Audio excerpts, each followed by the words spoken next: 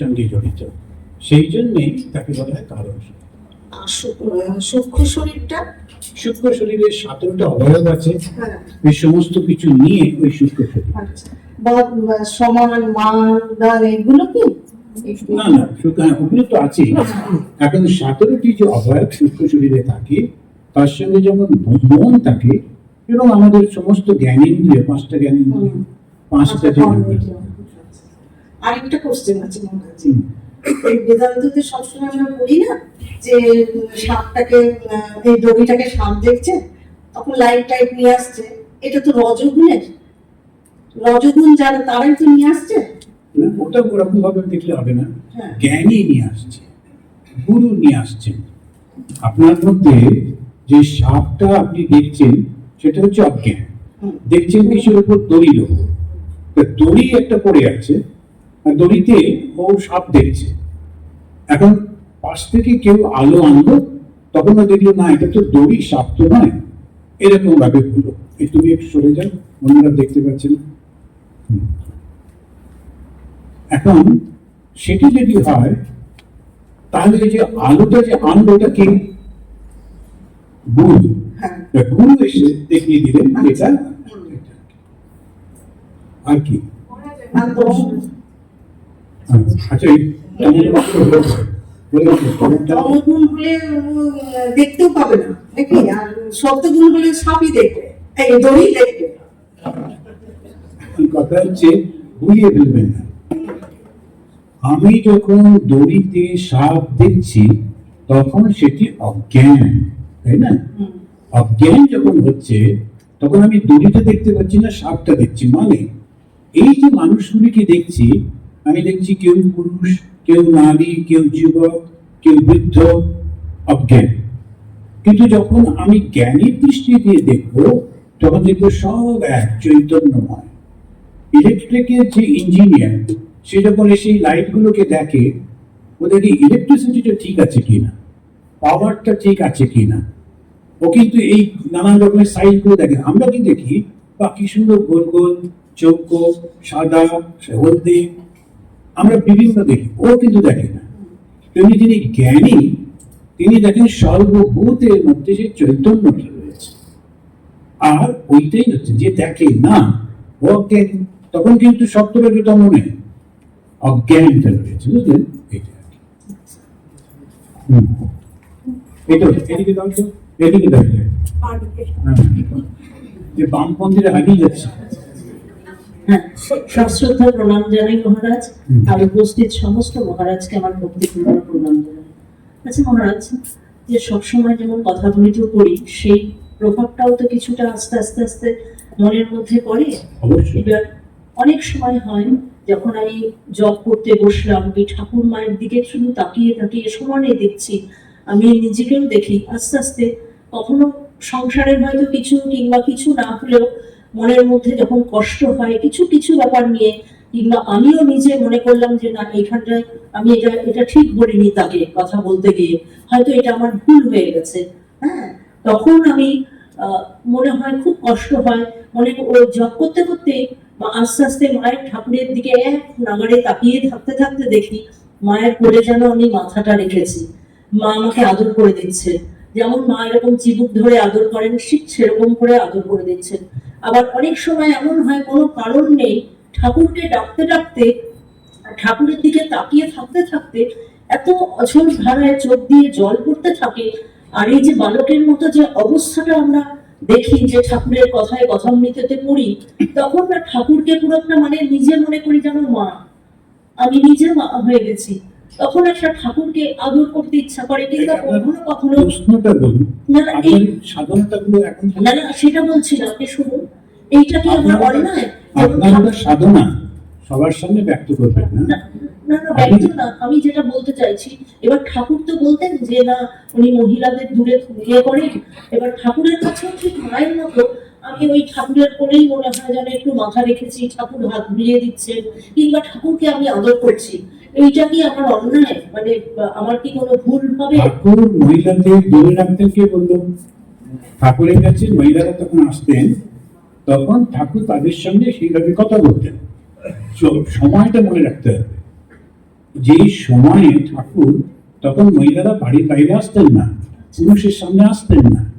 এই জন্য মহিলারা যখন আলাদা করে আসতেন তখন ঠাকুর ওদের সঙ্গে গল্প করতেন। একটা সে আছে না, যখন ওরা সব গল্প করছে হঠাৎ করে কালো মোটা ব্রাহ্মণ, তো সে এসে গেছে, ওইটা দেখেই মহিলারা সব ঠাকুরের কাছে তলায় ঢুকেছে। আবার ঠাকুর তখন চিন্তিত যে মশা কামড়াবে, ঠাকুর হ্যাঁ কি বলবে, ঠাকুর মেয়েদের ভালোবাসতেন না, কথা বলতে কত গোপালের মাকে। আর ঠাকুরের আরাধ্য দেবী হচ্ছেন মা কালী, ঠাকুরের প্রথম শিষ্যা হচ্ছেন মা সান্দামণি দেবী, ঠাকুরের গুরু হচ্ছেন মা ওই একজন ভৈরবী ব্রাহ্মণী। তো কি বলবো ঠাকুর, কিন্তু মেয়েদের থেকে সংসর্গ থেকে একটু দূরে তো আপনি নিজেকে মেয়ে ভাবছেন কেন? আপনি তো কন্যা, ঠাকুর হচ্ছেন পিতা, পিতাকে কেউ পুরুষ বলে রাখে নাকি? সে গিয়ে তো তার কোলে মাথা রাখবে। আর এই যে সাধনাগুলো করছেন, এটা সবার কাছে বলবেন না, নিজের মনে মধ্যে রাখবেন। আর কোনো ভুল হচ্ছে না, অবশ্যই অবশ্যই ঠাকুরকে কোলে মাথা রাখবেন না তো কোথায় যাবে? ঠিকই আছে। মহারাজ, এই রামপ্রসাদী গানে আছে, কালি কালি বলে কালি অজপা যদি ফুরায়, এই অজপা যদি ফুরায়টা যদি একটু বলেন, বুঝিয়ে বলেন এটা কি মানে অজপা, হ্যাঁ এই জব করতে করতে এমন একটা অবস্থা হয়, তখন আর জব করতে হয় না, তখন সে ওইটি হয়ে যায়। কালি কালি কালি বলে অজপা যদি ফুরায়। আমরা যখন অনেক জব করতে করতে একটা সময় অবস্থা আসে, শুতে বসতে ঘুমোতে ওইটা চলতেই থাকে, ওটাও চলে যায়। আমি যাকে নাম ধরে ডাকছি, সে যখন আমার মধ্যে রয়েছে, আর নাম ধরে ডাকবো কেন? আমি তো এই ঠাকুরের গল্পে কথার মধ্যে রয়েছে, আমি এতক্ষণ তোমার নাম করছিলাম, এবারে তুমি এলে আর তোমার নাম করতে হবে না। তো তেমনি আমি মা কালীকে ডাকছিলাম, এবারে কালী নিজের মধ্যে উদ্ভাসিত হলেন, আর কালী বলার কি দরকার, আমি তো তাকে পেয়ে গেলাম। ওটা হচ্ছে ভগবান লাভের শেষ অবস্থা। ওই পেছন দিকে যাও তো না।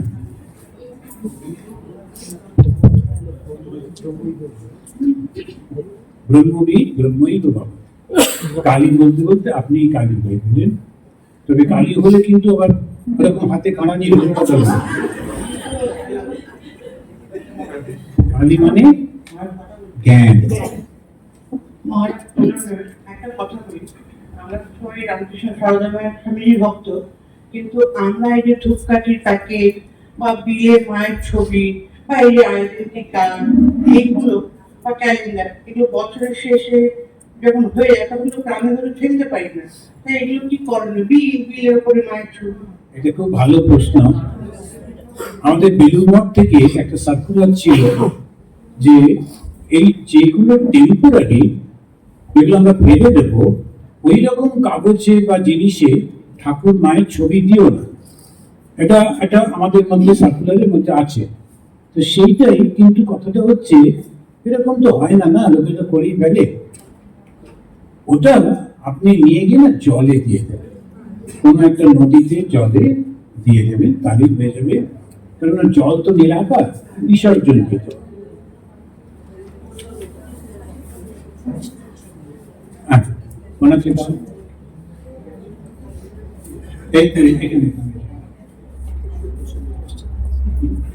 মহারাজ, ভক্তিপূর্ণ প্রণাম জানাচ্ছি। ছোট মুখে বড় কথা হচ্ছে কিনা জানি না, আমরা তো অনেক ছুটি বিচ্ছুটি সহ, অনেক রকম ডিস্ট্রাকশন সহ, একটু তো জব ধ্যানের কথা বলবো না, জব করার চেষ্টা করি, পুজো আর্চা করি, একটু যে এগোচ্ছি সেটা কি করে বুঝবো? ভালো প্রশ্ন। একটু যে এগোচ্ছি সেটা কি করে বুঝবো? যখন উদ্ধব শ্রীকৃষ্ণের কাছে গেলেন, তখন বিভিন্ন প্রসঙ্গের পর ভগবান কৃষ্ণ উদ্ধবকে বললেন, উদ্ধব তুমি নিজের মধ্যে সত্যগুণ জাগ্রত করো। তখন উদ্ধব বললেন, সত্যগুণ যে জাগ্রত হচ্ছে বুঝবো কি করে? কালকেই বলছিলাম, তখন ভগবানের কথা শুনতে ভালো লাগবে। আমি দেখুন, কেউ একজন বললো এক সাধুরা আসবেন আর এখানে তো একটু আলোচনা হবে, হ্যাঁ তোমরা সবাই এসো, তবে ফ্রিতে না, পয়সা দিতে হবে, কারণ হোটেলে তো অনেক খরচা খরচা রয়েছে। আমি ব্যবস্থা করছি, কিন্তু তোমরা এসো। সঙ্গে সঙ্গে আপনারা খরচাপাতি দিয়ে এত দূরে চলে এলেন, আপনারা গৃহিণী, বাড়িতেও কাজকর্ম থাকে, অতটা তো সহজ হয় না, তো তবু আপনারা এলেন। কেননা সাধুদের কাছে ধর্ম প্রসঙ্গ করব। এবারে বসেই আছেন, শুনছেন, ভালো লাগছে ভালো লাগছে ভালো লাগছে। এটা যদি সত্যগুণ না হয় তাহলে কোনটা সত্যগুণ? এই যে ঈশ্বরের দিকে যদি না এগোন, তাহলে আপনার কিছুতেই ঠাকুরের কথা শুনতে ইচ্ছা করবে না। ভগবানের নাম শুনলে বাস এমন বিরক্তি লাগবে, মনে হবে দম বন্ধ হয়ে আসছে। কেউ তমগুণী যারা শুনতেই পারবে না। এটা মজার দেখুন, এক ভদ্রলোক মাস্টারমশাইকে নিয়ে গেলেন ঠাকুরের কাছে। মাস্টারমশাই আত্মহত্যা করতে চাইছিলেন, সোজাকি যাক সেটা হলো না। তখন যার বাড়িতে গেছিলেন ওর আত্মীয় এবং বন্ধু, তার নাম সিদ্ধেশ্বর।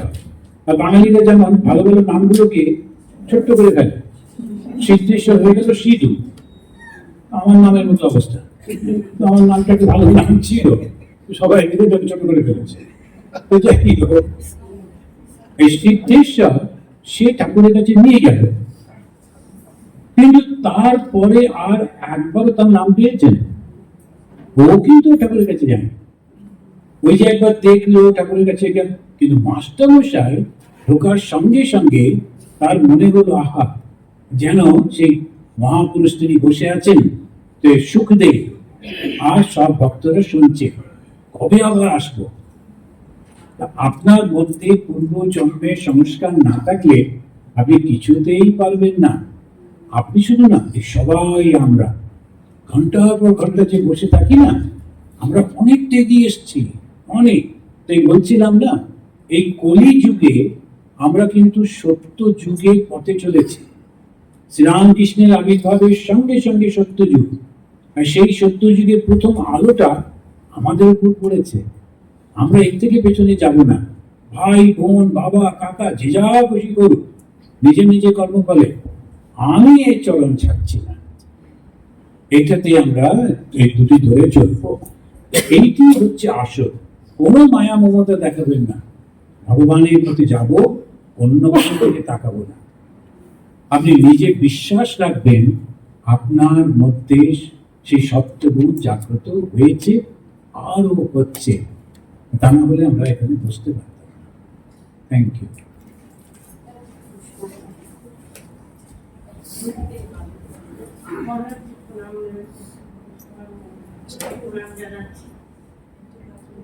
মহারাজজি, ভেতরে যে অন্তরাত্মা আছে, হ্যাঁ, তাকে শরীর বা থেকে আলাদা করার জন্য কিভাবে আমরা বুঝতে পারবো, উপলব্ধি করতে পারবো? ভেতরে যে আত্মা আছে, পরমাত্মা আছে, পরমাত্মা আছে, তাকে কি করে উপলব্ধি উপলব্ধি করতে পারবো শরীর বা দেহ থেকে আলাদা। কি জানেন, ওই যদি হয়ে গেল, কিন্তু তখন সব শেষ হয়ে গেল। সেজন্য এই যে শরীর থেকে মন থেকে যখন আত্মাকে আলাদা করে ফেলতে পারি, সেই উপলব্ধি করতে পারি, তখনই তো সেই আত্মজ্ঞান হয়ে গেল না। আর যে আত্মজ্ঞান হলো, তখন তো চরম সময় পৌঁছেই গেলাম। ওটার জন্যই এত চেষ্টা, সব সময় মনে বলা যে এই শরীরটা আমি নই, মনটা আমি নই। এই যে যারা বিচার মার্গে যায়, তারা কি করে? ওইটাই বলে, মনোবুদ্ধহংকার চিত্তানি নাম না চ সূত্র জিহ্বে না চ ঘ্রাণ নেত্রে না চ ব্যোম ভূমি না তেজো না বায়ু চিদানন্দ রূপ শিভোহং শিভোহং। ওইটাই তার লক্ষ্য।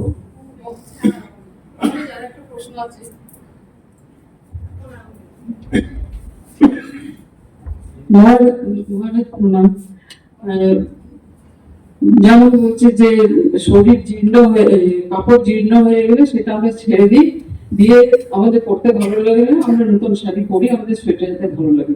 কিন্তু আত্মা যখন দেহ জীর্ণ হয়, তখন আত্মা দেহত্যাগ করে।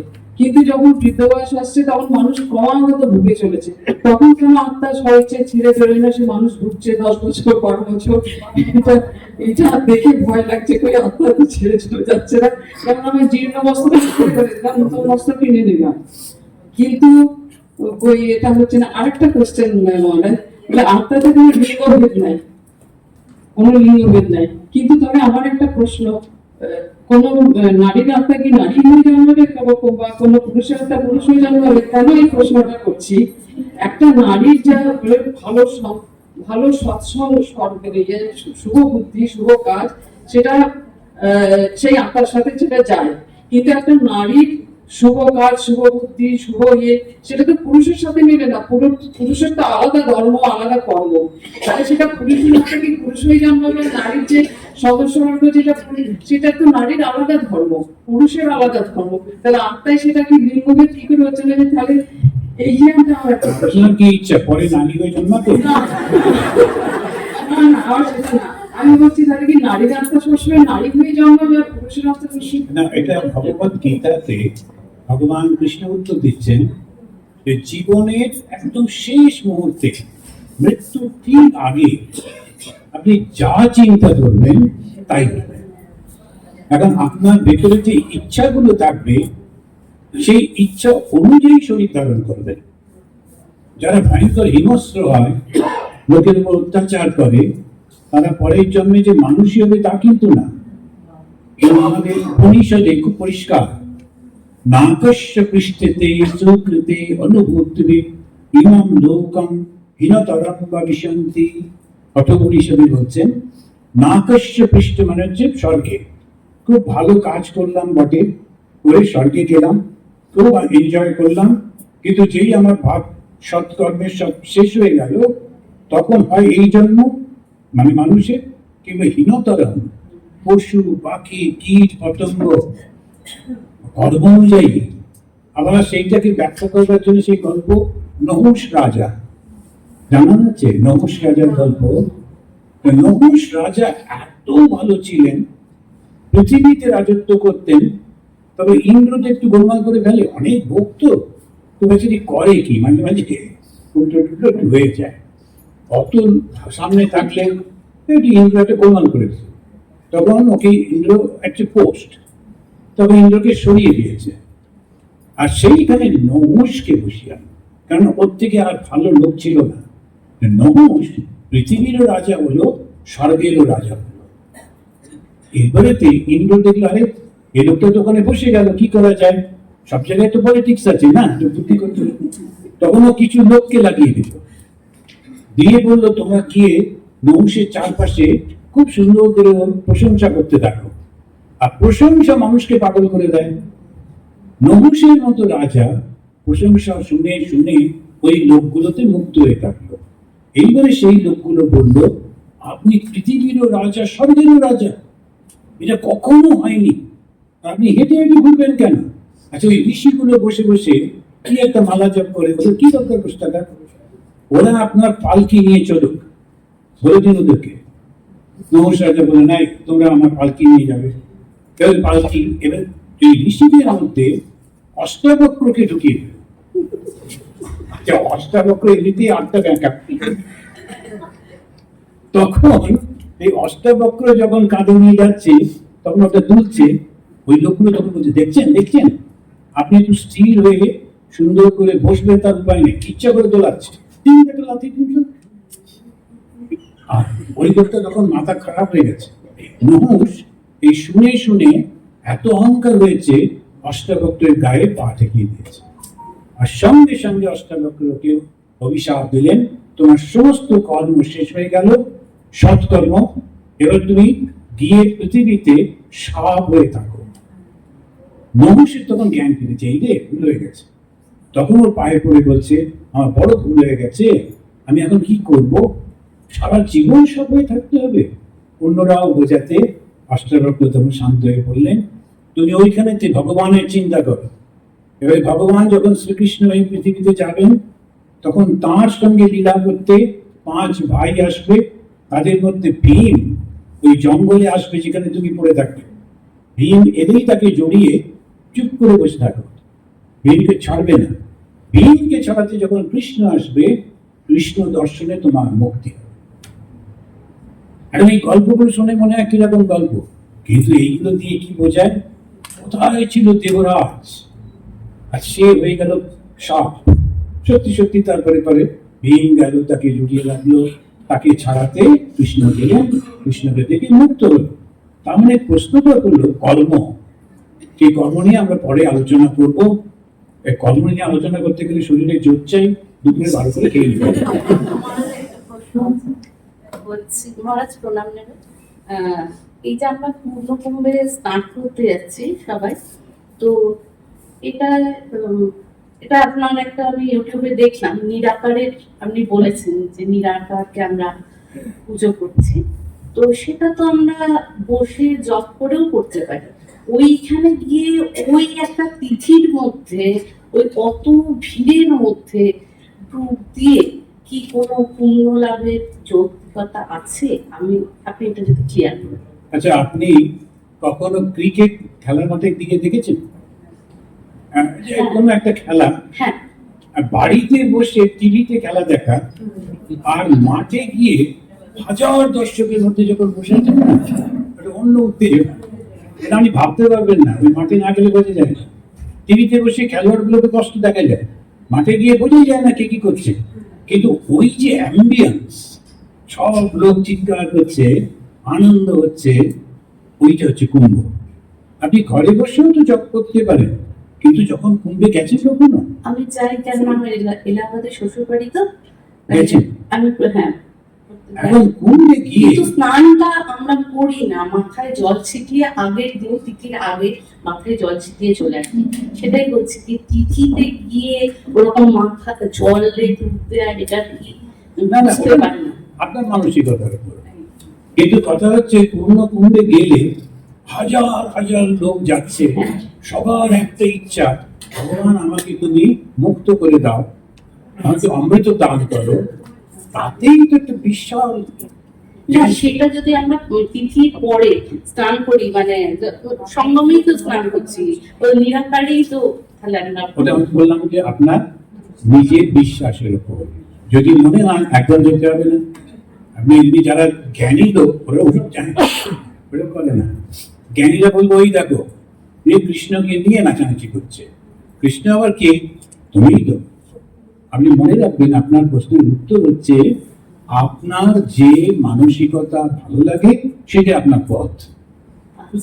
যেমন সরস্বতী পুজোয় আমরা এই তিথি বিচার করতে গিয়ে ফ্ল্যাটের উপরেও হচ্ছে, আমার নিজেরও হচ্ছে, মানে এই তিথি ছেড়ে যাবে করে এই ঠাকুরকে ধূপ দেখাচ্ছে, মনটা করা আছে নিচে যেতে হবে। সেইটাই বলছি, এটা কি তিথিটা কি আমাদের পালন করাটা খুব জরুরি, মানে টাইমিংটা?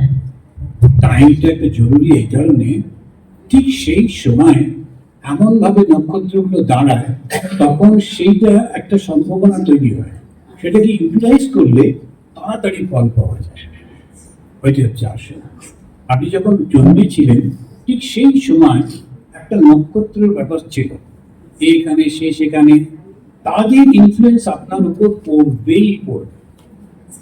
কিন্তু সেইটা ঠিক ঠিক যারা বুঝতে পারে ওরা বুঝতে পারে। ওটা ছেড়ে দিন। আপনার যদি মনে হয় ঘরে বসে জব করে আমি কুম্ভ স্নানের সব ফল পাবো, আপনি পাবেন।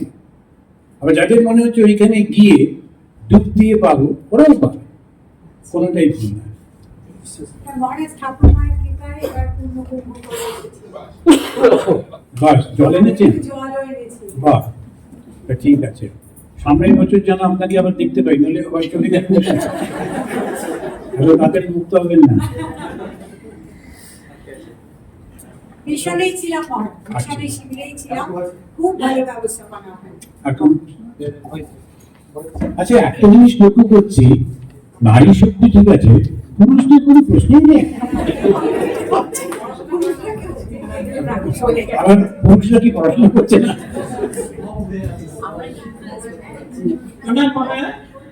আমার প্রশ্ন হচ্ছে যে মনটা আমাদের, মনের অবস্থান কোথায়? মনের অবস্থান আমাদের শরীরে তো নেই, আছে কি? মনের অবস্থান কোথায়? মনটা হচ্ছে আমাদের যে অহংকার আছে তার সঙ্গে সম্পৃক্ত হয়ে রয়েছে। মন, বুদ্ধি, চিত্ত, অহংকার, এই চারটিকে ভাগ করা হয়েছে, যেটাকে ইংলিশে শুধু মাইন্ড বলে। আমরা চারটে ভাবে ভাগ করেছি একই জিনিস, চার রকম অবস্থায়। মন কাকে বলে? তখন বলা হচ্ছে যখন তুমি ডিসিশন নিতে পারছো না, সংকল্প, বিকল্প, আত্মিকা, মনঃ, আমি এটা করবো না এটা করবো, এটা করবো না এটা করবো, এটা কি বলে? মন। যখন নিশ্চয় আত্মিকা, ওটা হচ্ছে বুদ্ধি। যখন আপনি নিশ্চিত হয়ে গেলেন এটাই করবো, ওটা বুদ্ধি। আপনার সমস্ত কর্ম ফলগুলো যেখানে থাকে সেটাকে বলে অন্তঃফল। আর এই সবগুলি যখন কাজ করে যার শক্তিতে, সেটা হচ্ছে অহংকার। তো ওই অহংকারের মধ্যে থাকে। এবারে যখন কালকে বলছিলাম যে যখন পরমাত্মা থেকে আমাদের বুদ্ধিতে রিফ্লেকশন হয়, তার থেকেই সবগুলো হয়। অহং যেটাকে বলছি, এই অহংটা এলো থেকে একটা শক্তি, এই শক্তিটা এলো থেকে পরমাত্মা থেকে। তা সেইটি আমাদের শরীরের সঙ্গে ভুল করে আটকে যায়। আমরা শুধু ভাবি যেটা এর মধ্যে রয়েছে, এটার জন্যই এটা হয়। সবকিছু অজ্ঞান থেকেই হয়। আমার স্বপ্ন কি সত্যি? কিছু কিছু স্বপ্ন তো সত্যি হয়। যেমন ঠাকুর শ্রীরামকৃষ্ণদেব বলছেন, একজন এসে বললেন যে গতকাল আপনাকে স্বপ্ন দেখেছি। তখন ঠাকুর বললেন, তাই? এই দেখো আমার রোমাঞ্চ হচ্ছে। ভগবানকে দেখা তার মানে মনটা শুদ্ধ হয়েছে, সেই জন্য তো ভগবানকে দেখি না লোকেরা। স্বপ্ন তো অবশ্যই সত্যি হয়। এই সব স্বপ্ন নিয়ে মাথা ঘামাবেন না। অনেক সময় না সাদা চোখে হয়তো দেখা যায় যে ঠাকুরের ছবি টবি মতো কিছু, খোলা চোখে সেটা কি জিনিস? খোলা চোখে যদি দেখেন, ঠিক ঠিক যদি হয়, তখন আপনার ব্যবহারটাও পাল্টে যাবে, আপনার চালচলন পাল্টে যাবে, জীবনযাত্রা পাল্টে যাবে, তাহলে ঠিক আছে। তা না হলে ওটা কল্পনা। আপনি চাইছেন ওরকম দেখতে, তাই দেখছেন। প্রত্যেকটা জিনিসে একটা ফল তো হবে। আমি অনেক করে ঘি খাচ্ছি অথচ মোটা হচ্ছি না, তার মানে কিছু গোলমাল আছে। হয় ঘিটা ঠিক নেই, কিংবা আমার একটু ডাক্তার দেখাতে হবে, কি ব্যাপারটা, ঘিয়ের ফল হচ্ছে না কেন? তো ভগবানকে দেখছি অথচ ফল পাচ্ছি না, তার কি লাভ? একটা মজার ঘটনা, একবার সে আমি বসে যে গণেশ দুধ খাচ্ছিল। আপনারা কেউ কেউ দুধ খাইয়েছেন? আচ্ছা, সেই সময় তখন আমি আন্দামানে ছিলাম। দুজন মহিলা খুব বন্ধু, ওরা একটু আমাদের আন্দামান থেকে একটু উপরে একটা পাহাড়েতে ছিল থাকতো। দুই অফিসারের স্ত্রী, দুজনে খুব বন্ধু, প্রায় আসতো গল্প করতো। এবারে গণেশ দুধ খাওয়াচ্ছে, ওরা একটা গাড়ি করে গেল। যাওয়ার সময় আমার ওখানে থেমে বললো, মহারাজ আপনি যাবেন না গণেশকে দুধ খাওয়াতে? আগে আমার এখানে 50টা ইঁদুর রয়েছে, ওগুলোকে আগে খাওয়াই। 50টা অনাথ ছিল, মানে আমি যদি দুধ পাই তাহলে অন্তত এইগুলোকে প্রথমে খাওয়াবো। আর গণেশ এমনিতেই মোটা সোটা, আবার দুধ খাবার কি দরকার? তো যাই হোক, ও গেছে। একজনের হাত থেকে নাকি গণেশ খেয়েছে, আর একজনের হাত থেকে খায়নি। সবার সামনে ওকে বলেছে, তুই নিশ্চয়ই পাপী, পাপ করেছিস। তুই দেখ গণেশ আমার হাত থেকে দুধ খেলো, তোর হাত থেকে খেলো না। এবারে তুমুল ঝগড়া হয়ে ফেরার সময় একজন গাড়ি করে ফিরলো, একজন ট্যাক্সি করে ফিরলো, আর একসঙ্গে যাবে না। কিন্তু কিছুদিন পর আবার আমার কাছে এসে বললো, আপনি বিচার করে দিন। আমি বললাম, দেখুন এটা খুব বড় ব্যাপার না, গণেশ দুধ খাচ্ছে মানে মা দুর্গা, আপনার হাত থেকে গণেশ দুধ খাচ্ছে, আপনি তো মা দুর্গা বলেন, তাই তো? আচ্ছা, মা দুর্গা হবার আগে আপনার কিরকম বন্ধুত্ব ছিল, ভালো ছিল? দুর্গা হয়ে সবার সঙ্গে ঝগড়া করছেন কেন? ফলটা দেখতে হবে। আমি যখন সাধারণ মানুষ ছিলাম খুব ভালো ছিলাম, দেবতা হয়ে সবার সঙ্গে ঝগড়া করে বেড়াচ্ছি, কি দরকার আমার? যদি ফলটা না দেখেন, সেই জন্য কখনো ওই ভ্রান্ত ধারণার মধ্যে যেতে নেই। যখনই দেখবেন আপনি দেবতার দিকে এগোচ্ছেন, সতের দিকে, আপনার মনটা উদার হয়ে যাবে। স্বামী বিবেকানন্দ তার একটা চিঠিতে লিখছেন তার এক গুরু ভাইকে, ঈশ্বর লাভ হয়েছে কিনা জানি না, জানো হরি ভাই, ঈশ্বর লাভ হয়েছে কিনা জানি না, কিন্তু মনটা বিশাল হয়ে গেছে। এই মনটা বিশাল হওয়াই হচ্ছে ভগবানের দিকে এগিয়ে যাবে। আপনি দর্শন হলো কিনা, এটা হলো কিনা, ওটা হলো কিনা, ওগুলো তো ঠিকই আছে, বিশ্বাস বাড়ায়, কিন্তু আপনার চরিত্রটা পাল্টে যাবে, জীবনটা পাল্টে যাবে, ভাবটা পাল্টে যাবে, তা না হলে তো কোনো লাভ নেই না। Thank you. এবারে একমাত্র পুরুষ পাওয়া গেছে। সাহস হয়েছে, আগে দেখুন নারী শক্তি কিরকম শক্তি। সাহসী পুরুষ। মহারাজকে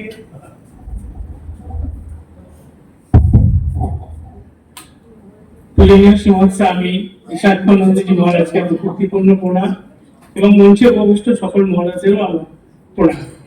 তো আমার প্রশ্নটা হলো, জপ তো আমরা একটু একটু করি, কত ভালো করতে পারি জানি না, কিন্তু মহারাজ ধ্যান কিভাবে খুব সহজ ভাবে আমরা শব্দটা ব্যবহার করি না, আমি বলি, কারণ অন্যরা মহারাজ ভুল হয়ে গেছে মহারাজ। তো তো ধ্যানটা কিভাবে সহজ সরল ভাবে মানে করা যায় যদি একটু বুঝিয়ে বলে দেন আর কি। জবই হচ্ছে, তারপরে আমি ধ্যান। আমি জব করতে গিয়ে ভগবানের নামটাই করতে পারছি না, তারপরে আবার ধ্যান। ধ্যান মানে কি? একেবারে তন্ময় হয়ে যাওয়া নামীর সঙ্গে, নাম আর নামী। এখন নাম হচ্ছে রাম, আর নামী থেকে শ্রীরামচন্দ্র। এবারে ধ্যান করতে করতে তার সঙ্গে একাত্ম হয়ে যাওয়া। একাত্ম হয়ে যাওয়া মানে কি ওই শরীরটার সঙ্গে না, গুণগুলোর সঙ্গে। আবার ঠাকুরের কথা দেখুন, ঠাকুর বলছেন নাম গুণ কীর্তন করতে হয়, শুধু নাম বললেন না, নাম আর গুণে কীর্তন করতে হয়। কীর্তন মানে সেটাকে আদরের সঙ্গে গ্রহণ করতে হয়। তো রাম আর গুণ কীর্তন। এবার শ্রীরামকৃষ্ণের নাম যদি নিই, শ্রীরামকৃষ্ণের গুণগুলি কি, ওইটা তো অনুশীলন করতে হবে না। তো শ্রীরামকৃষ্ণের গুণগুলো অনুশীলন করলাম না, শুধু শ্রীরামকৃষ্ণের নাম নিলাম, তাহলে কি লাভটা হলো? ওইটি করলে হবে না। ওইটা ধ্যান। ধ্যানটা হচ্ছে গুণের অনুশীলন। করতে করতে আপনি আস্তে আস্তে ওই রকম হয়ে যাবেন। মানে লক্ষ্য করে দেখেছেন সিনেমা আর্টিস্টের ইনফ্লুয়েন্স অল্প বয়সীদের উপর। ওরা যেভাবে চুল কাটে এরাও সেভাবে, ওরা যেভাবে হাঁটে এরাও সেভাবে হাঁটে। দেখতে এরকম না, কিন্তু ও মনে মনে ভাবে আমি হচ্ছে অমিতাভ বচ্চন বলে হাঁটছে। এবং ওই যে গুণটাও চিন্তা করে করে করে এরকম হয়ে যায়। সুতরাং ধ্যান মানে হচ্ছে ভগবান শ্রীরামকৃষ্ণের গুণ হচ্ছে সত্য, প্রেম, সবার প্রতি ভালোবাসা। এই যে গুণগুলি আমরা দেখতে পাই এর মধ্যে, সব এই যে গীতাতে 26টা গুণ আছে, ওই 26টা গুণের অন্তত 6টা যদি হয়ে যায় তাহলে আর কোনো চিন্তা নেই। ধর্ম মানে কি জানেন? ট্রান্সফরমেশন। আচ্ছা, আমি স্বামীজির একটা ডেফিনেশন দিয়েছিলাম, কে বলতে পারবে? Religion The process which makes from root and to man, a man and to God. বাহ, ভালো, 100 Religion is a process that makes unto a man unto God, a brute unto man, man unto God. Brute মানে কি? এক স্বার্থপর লোক, শুধু নিজের জন্য বাঁচে। মদ দাঁত খেয়ে এলো, এসে ছেলে মেয়েরা একটু খেতে বসছিল, ওদের খাবারটা টেনে নিয়ে নিজেই খেয়ে নিল, ভং ভং করে ঘুমালো। এই যে ব্রুট ম্যান। আর সে তার থেকে যখন ধর্মের সম্পর্কে আসে, সে তখন চিন্তা করে, আচ্ছা বাচ্চাগুলোকে কি করে ভালো রাখা যায়, কেমন করে আমার স্ত্রীকে আর একটু ভালো করে রাখতে পারবো। এ হচ্ছে রিয়েল হিউম্যান। আর যখন সে গড হয়, সবাইকেই ভালোবাসে, সবার জন্য চিন্তা করে। এই তো প্রসেস। তা আমি বেটার হচ্ছি কিনা ওটা আমাকে রোজ দেখতে হবে। যদি দেখছি অন্যের উপর রাগ হচ্ছে, হিংসা হচ্ছে, বিরক্তি আসছে, হচ্ছে না, আর একটু চেষ্টা করতে হবে। এইটাই হচ্ছে ব্যাপারটা। হ্যাঁ, আত্মবিশ্লেষণ সবসময় করতে হবে। আর একটা জিনিস মনে রাখবেন, সবকিছু চেঞ্জ হয়ে যায়, বেশি দিন থাকে না। সুতরাং অত সিরিয়াস নেবার কিছু নেই। একটু দুঃখ হচ্ছে, মায়ের একটা সুন্দর কথা আছে, সবাই চিরদিন সুখে থাকে না, আবার দুঃখেও চিরদিন কেউ থাকে না। সবকিছু পরিবর্তন হয়। কেন? কর্ম থেকে। যারা সুখে আছে ওরা ভাবছে চিরদিন আমরা এরকম থাকবো, এটা ভুল। সুতরাং ভালো কর্ম করতে হয়। এই কর্মটা নিয়ে আমরা আবার দুপুরের পরে আলোচনা করব। এই না, এক এক করে সাহস পাচ্ছে।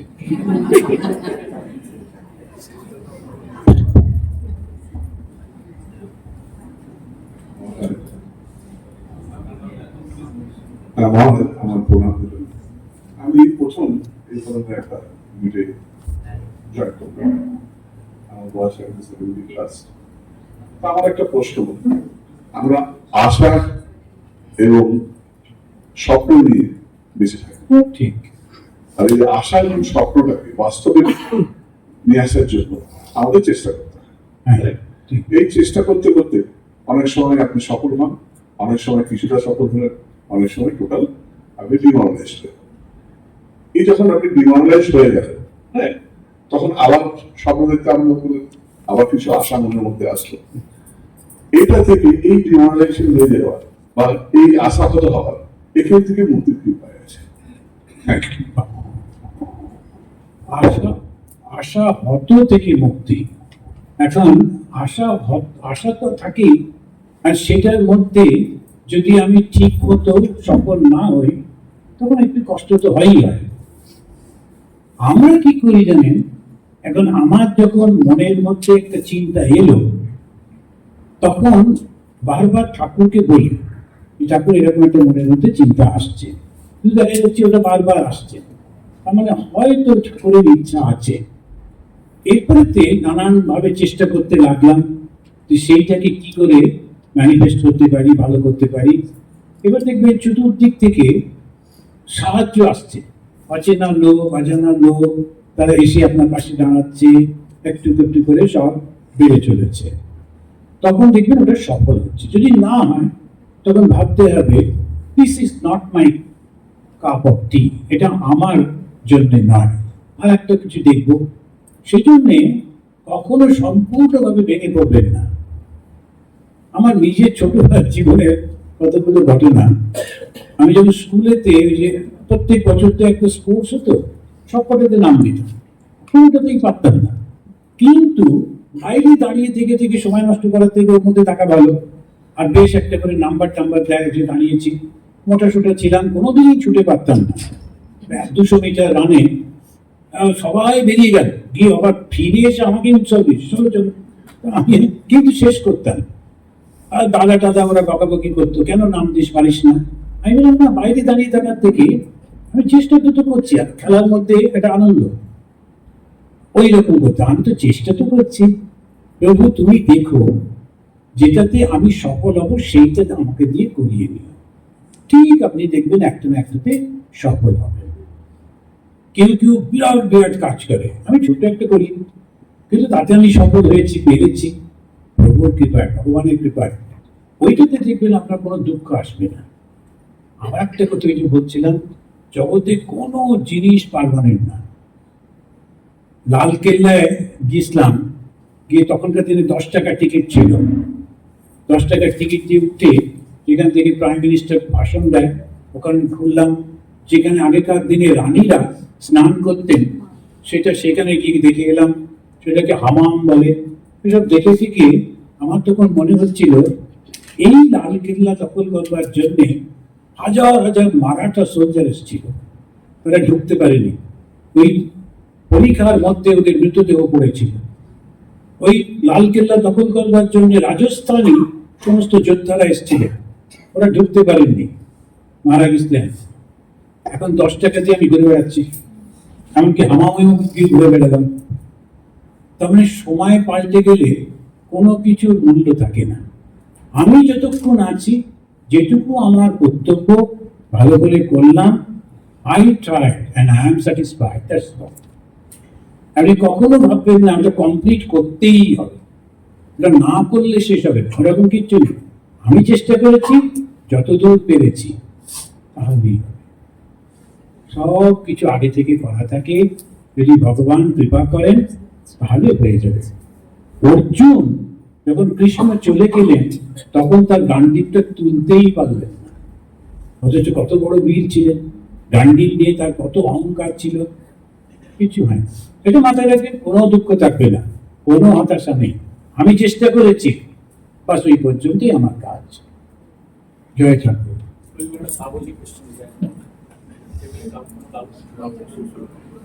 হ্যাঁ হ্যাঁ, একদম শেষ। এখানে প্রশ্নগুলো হয়ে গেল তো? আপনার প্রশ্ন নাকি? অ্যাকচুয়ালি মহারাজ ও রিট্রিটে অ্যাটেন্ড করতে এসেছিল, কিন্তু পারিবারিক সমস্যার জন্য চলে গেছে আজ সকালে। এইটাও প্রশ্নটাও হাতে দিয়ে চলে গিয়েছিল। এখন আমি জানি মানে প্রশ্নগুলো খুবই মানে তাত্ত্বিক প্রশ্ন। শরীর ধ্বংস হয়ে যায়, মন ধ্বংস হয়ে যায়, তাহলে আমাদের পূর্ব জন্মের সংস্কারগুলো কোথায় থাকে? মন মোটেই ধ্বংস হয় না। মনটা তো সেই যে চিন্তাগুলো থেকেই যায়, যেটা অজ্ঞান তার সঙ্গে সম্পর্কিত হয়ে থেকে যায়। যখন মনটা ধ্বংস হয়ে যাবে তখন আপনি মুক্ত হয়ে গেলেন। শ্রী রামচন্দ্রের যিনি গুরু ছিলেন, তিনি রামকে বলছেন, রাম কিল ইউর মাইন্ড, মনটাকে ধ্বংস করে ফেল। মনটা কোনটা? চিন্তাগুলো না। আর চিন্তা কোনগুলো? এই বিষয়গুলো। আচ্ছা বলুন তো, কটা বিষয় আছে? না, আপনি না, পেছন দিয়ে আর কি আছে? কটা বিষয় আছে? 5টা বিষয় আছে। কি কি? রূপ, রস, রূপ, রস, শব্দ, স্পর্শ, গন্ধ।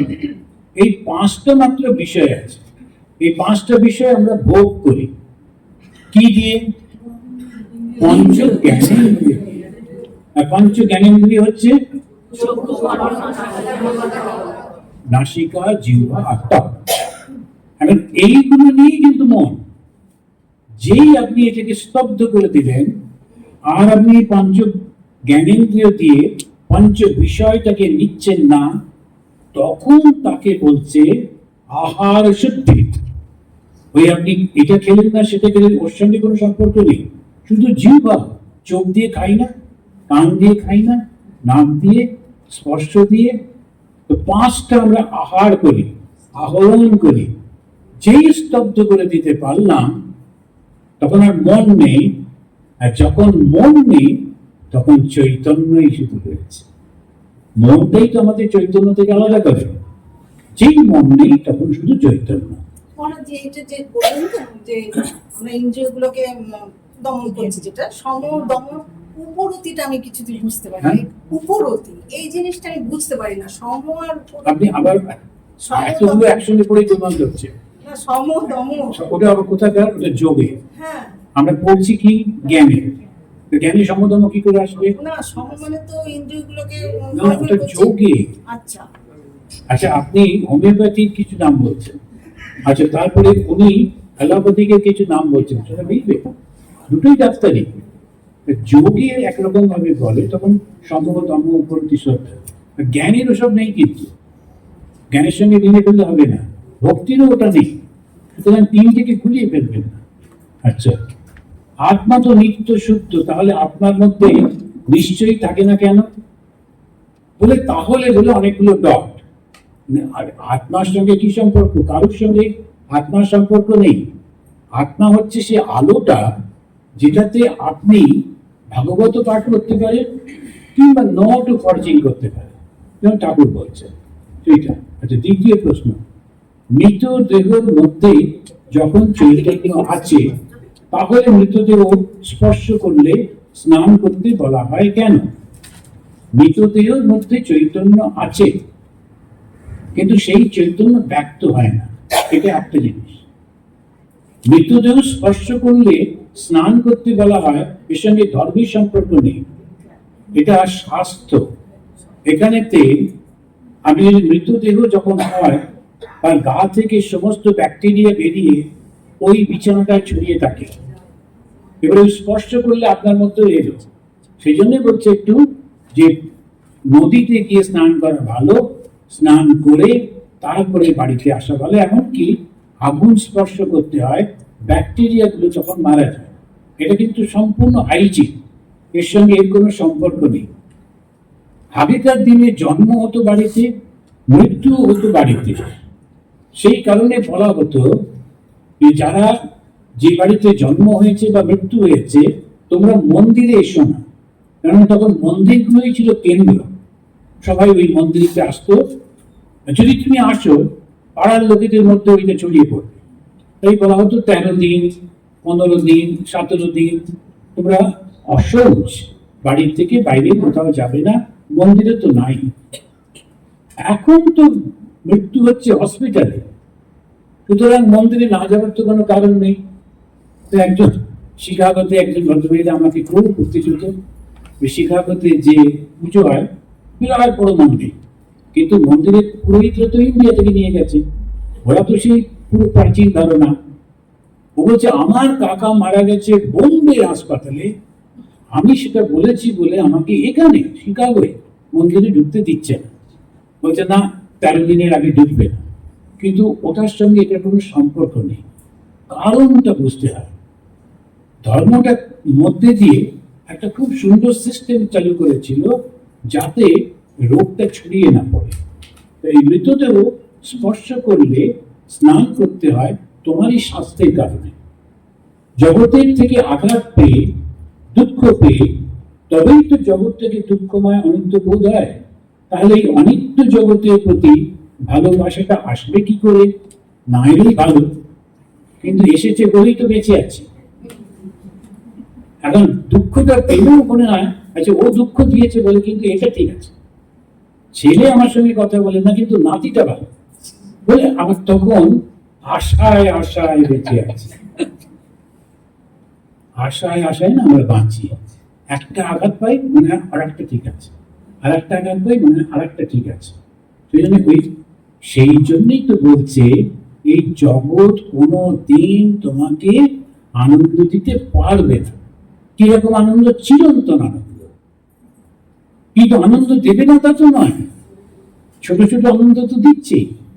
বাবা মা নাতি নাতনি, তারপরে সংসার বন্ধু, তো আনন্দ তো দেয়ই দেয়।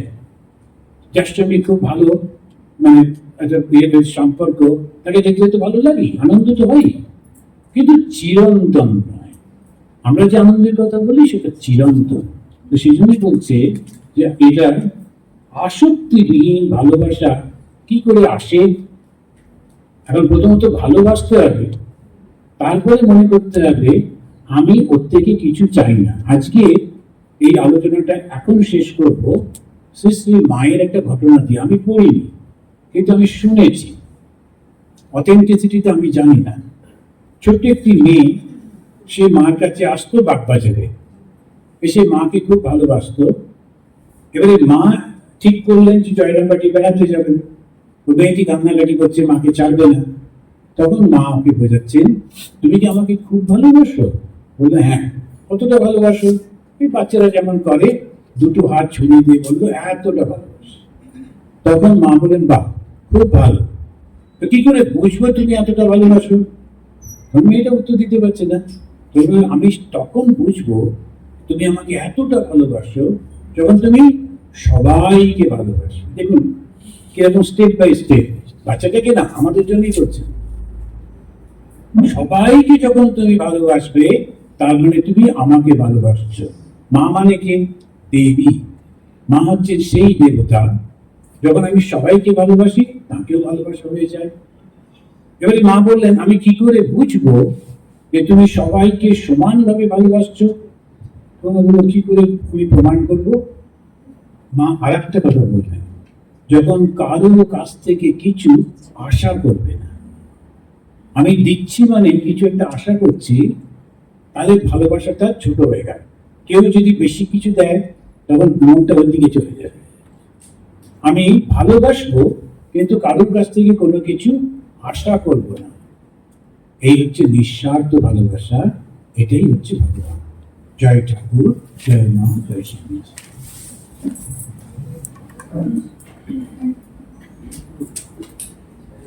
আমাদের এই পর্বের অনুষ্ঠান এখানে শেষ হলো। এখন আমাদের 12:30 থেকে 1:30 লাঞ্চ আছে। তারপরে এখানে 1:45 থেকে আবার অনুষ্ঠান শুরু হবে। সঙ্গীত পরিবেশন করবেন অনুপম চক্রবর্তী।